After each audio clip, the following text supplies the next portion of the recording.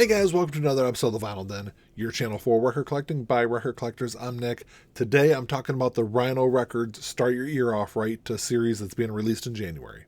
There's a bunch of links down below. Make sure you go check them out. There's links for the Vinyl Den Facebook group, for the merch page, for the Spotify and Apple Music playlists that I put together every week, and the Patreon page. Make sure you go check all that out. Of course, if you enjoyed the episode, make sure you give me a thumbs up, hit the subscribe button down below, and make sure you hit that notification bell so you're notified every time I release new episodes. So if you don't know what Rhino Records Start Your Ear Off Right is, so we've got Record Store Day in April, and then you get Record Store Day in November for Black Friday. And then in between those two events, Rhino Records does two separate events. They do a Rhino Rocktober, which is a series they do in October, and then they do Start Your Ear Off Right in January. And there's typically, color exclusives that they'll release. There's typically also some stuff that has never been available on vinyl before. And it's all priced pretty good. It's normally like $20-25, nothing like super expensive. And, some really great titles are always in there. I'm never like super excited for either one of the series. There's always I think there's like 3 or 4 that I really want to pick up this year in January. So it looks like there's 18 albums that are coming out in January for Start Your Ear Off Right. A majority of them are coming out on January 5th. There's a couple that are coming out on January 12th. There's one that's coming out on the 19th. And then there's 1, 2, 3. Then there's 6 more that are coming out on January 26th. So they're spread out across the month of January, even though it looks like a lot of them are coming out on January 5th. Like I said, there's 18 albums, so I'm going to go through some of them pretty quick. Starting January 5th, you've got America Now Playing. This is going to run you about $20. It's on Coke Bottle Clear vinyl. Like I said, most of them are on colored vinyl. And there's several of these Now Playing compilations that are coming out for Start Your Ear Off Right. They're all 10 tracks on one LP, stuff from across the band's career. I think this is one of the only ones where they could have expanded it out and done 2 LPs, included some more stuff from the band. America's one of those bands where, everyone probably knows a couple of their songs, but there's so many other great tracks from the band. I think they could have, like I said, expanded out and done a little bit better of a greatest hits compilation. And then the next one is definitely one I want to grab. This is The Doors, Alive As You Cried. This is on translucent emerald vinyl. It's going to run you about $25. This was released back in 1983. It's a great compilation. It's all live stuff from the band from 1968 to 1970. There's a great cover of Gloria by them on there. And then there's an extended version of Light My Fire. I've listened to this a bunch of times over the years. It's a great album. Like I said, definitely one I'm going to grab. On January 5th, you've also got I Just Can't Stop It by the English Beat. I guess in the UK, it's the Beat. Over here in the States, it's the English Beat. This is going to be on Magenta vinyl. It's going to run you about $25. This was released back in 1980. It was their debut album. And this is one of the most influential, from the late 70s, early part of the 80s, one of the most influential ska albums. And it's a great album. There's actually a cover of Tears of a Clown by Smokey Robinson. It's a great ska cover, and like I said, if you're unfamiliar with it, they're definitely a great band to kind of go back through and check out. That's another one I've got on my must-have list. And then you've also got Foghat Now Playing, also coming out on the 5th. It's going to run you $20. It's on translucent tan vinyl. It's along the same lines as that America release. It's going to be 10 tracks from across. Actually, this isn't across the band's career. This is just 70s albums that they selected for this Now Playing compilation, which is a little bit different than some of the other stuff that they're doing for Start Your Ear Off Right. The next release is one that I was kind of scratching my head about. I don't know why. It seems like a very odd choice in comparison to all the other albums that they're releasing in January. This is Melanie Martinez After School. This is a EP that she released back in 2019. It's on Orchid Splatter vinyl. It's going to run you about $20. Like I said, seems like a very odd choice. This was an EP that she released with her K through 12 movie that she did. It sold really well. But like I said, compared to like America and the Doors and some of the other stuff that they've got on here, seems like kind of like an odd selection. Then you got Eddie Rabbit Now Playing. This is on grape vinyl. Not sure why they just don't call it purple, but it's on grape vinyl. It's going to run you $20. Same thing as the other ones. It's 10 tracks from across Eddie's career. This will be a good compilation, I think. The complaint I have every year with Record Store Day is there's far too many soundtracks. And I think it's where Rhino Records actually does it right with both Rocktober and Start Your Ear Off Right, is there's only 1 or maybe 2 soundtracks, and they're normally pretty good. I think they did School of Rock a couple years ago, maybe it was last year for Rocktober. And this year, I love the one soundtrack that they picked. You got Three Amigos coming out. This is one of the only releases that's going to be available on black vinyl. It's going to run you about $25. One of the most hilarious movies of the 80s. This was released in 1986. You got Chevy Chase on here. You got Martin Short. Who's the third one? Well, I'm drawing a blank on the third one. Oh, Steve Martin was the third one. All three of them do songs on this soundtrack. Elmer Bernstein did the score on it, and Randy Newman wrote all the songs. Like I said, just a great soundtrack, just a hilarious movie to go back and check out if you haven't seen it in a while. And then you've also got Velvet Underground live at Max's Kansas City. This is the expanded version that they're releasing. It's gonna run you about $35. It's one of the only Start Your Year Off Right albums that's going to be above $30. This was released back in 1972. This is like I said, this is the 2 LP expanded edition. This is all live stuff from 1970, the last stuff that they did with Lou Reed, which is, I love like the very late part of the Velvet Underground when they were starting to get away from some of the psychedelic stuff that they were doing earlier in their career.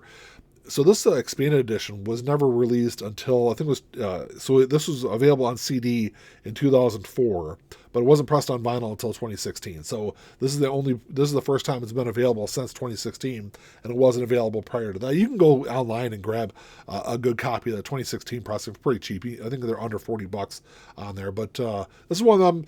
I haven't listened to this. I think I've only listened to this once when it first came out on CD, like way back in the early 2000s. Might have been like 2005, 2006 when I heard it. But so I definitely need to go back through and check out this live stuff again.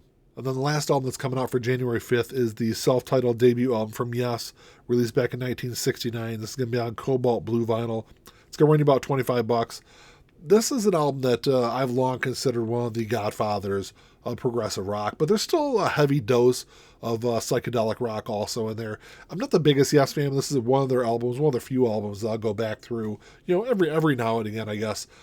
My complaint with this album and with this release in particular is I wish I would have used the U.S. album cover, which I prefer a little bit over the standard one. If I find a copy of the picture online, I'll put it up on the screen here. But so that's one I'm interested in. And then starting January 12th, like I said, there's only 2 albums coming out on January 12th. Both of them are by the Grateful Dead. The first one is Terrapin Station. This is going to be on Emerald Green vinyl. It's going to run about $25. Released in 1977. It was their 9th studio album. This is newly remastered. This is an album I'm not really all that familiar with. I think I've only heard a couple of tracks off there. So it's definitely one I need to go back through and revisit. Same with Yes. I'm not the biggest Grateful Dead fan, but I'm really looking forward to this next release. The second release from Grateful Dead coming out that day is In the Dark. This is going to be on silver vinyl. It's going to run about $25. Released in 1987. It's a 12th studio album. This was their big album. This was their first, I think it was their first and only top 10 album. It also has their first and only top 10 hit on it also with Touch of Grey, which that was the song that really introduced me to the Grateful Dead. This came out in 1987, so I was like 7 or 8 years old when the song came out. And the video was like all over MTV. I absolutely love this album. This is one of those albums that everyone knows Touch of Grey, but there's also a lot of other really great tracks on this album. And then the one and only release that's coming out on January 19th is Nuggets, Original Artifacts from the first psychedelic era, 1965 to 1968. Nice long title, of course. This is going to be on black vinyl. It's a 2 LP release. It's going to run about $40. It was released in 1972. They did 2 of these compilations. I think it was 2 of them. Like 2 main compilations they did. I think this is the most popular of the compilations. I know they did a big box set. I think it was earlier this year, maybe it was last year that the box set came out. And it was like a 8 LP box set covering the whole psychedelic era from the 60s. The box set's like super expensive also. But so I think if you're going to grab one, if you're a fan of psychedelic rock, it's a great compilation. I know a lot of people have been looking forward to this release. Like I said, not my favorite era of music, but some really good stuff on that album. And then starting in January 26th, the first one is it was one of the first albums I saw that was on the list. Absolute must-have for me, even though I've got a couple of copies of it already. This is Black Sabbath, Sabbath Bloody Sabbath. This is on smoky vinyl. It's going to be like a gray and black mixture. It's going to run you about $28. Released in 1974 is their 5th studio album. It's one of my favorite Black Sabbath albums. I think Paranoid and Volume 4 are probably 1 and 2 for me. And then Sabbath Bloody Sabbath is right behind those two. It's an incredible album. Like I said, as soon as I saw it was on the list, even though I've got the one copy that came out a couple of years ago. I think I've also got an original pressing of it also. I'll probably still grab this version that is coming out. The next 2 albums are both more of those now playing compilations that along the same lines as that America release. I think they could have done an expanded edition for both these next two. You got Ray Charles now playing. This is on light blue vinyl. It's going to run you about $20. 10 tracks across his great career. But how do you take Ray Charles' career and boil it down to just 10 tracks? I mean, it's this easily could have been a 2 LP release. 20 tracks, it would have been a great release. Even if it was like a $35 release, I think it still would have been a great release for Start Your Year Off Right. And then the next one is Curtis Mayfield.